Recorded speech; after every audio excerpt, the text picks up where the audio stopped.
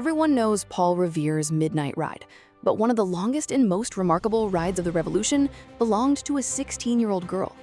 Most people think the American Revolution was won only by generals and famous battles. Nope, some of the best stuff came from people history almost forgot. Enter Sybil Ludington, oldest of 12 kids in rural New York. Her dad, Colonel Henry Ludington, commanded a militia regiment. Her mom ran the farm, a grist mill, and her own small army of children while Henry was off doing war things. You know, normal colonial parenting. Their home sat in what was called the neutral ground, caught between British and Patriot territory, with loyalist neighbors who might rat you out on a Tuesday. Raids were constant, trust was scarce, and Sybil, as the eldest, wasn't just helping with chores. She was basically a co-parent, farmhand, and early warning system rolled into one. That background matters for what comes next.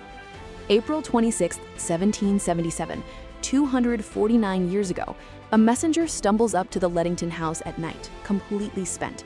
The British are torching Danbury, Connecticut, and with it, a massive stash of Continental Army supplies.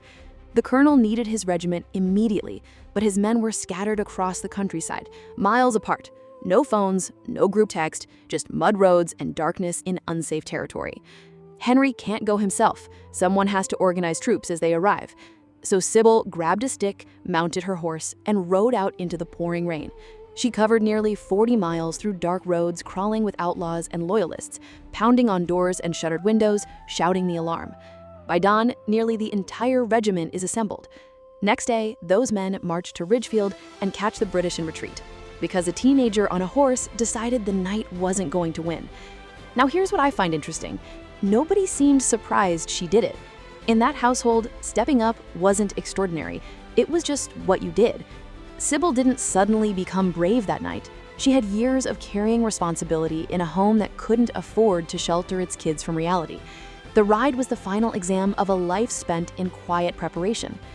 We love lone hero stories, but courage like Sybil's doesn't materialize out of nowhere. It gets built slowly, in the chores no one sees, and the unspoken understanding that when the moment comes, you don't wait to be asked. Anyway, does anyone else find it wild that Paul Revere got the fame and this girl rode literally twice as far in a rainstorm at 16? History is crazy sometimes.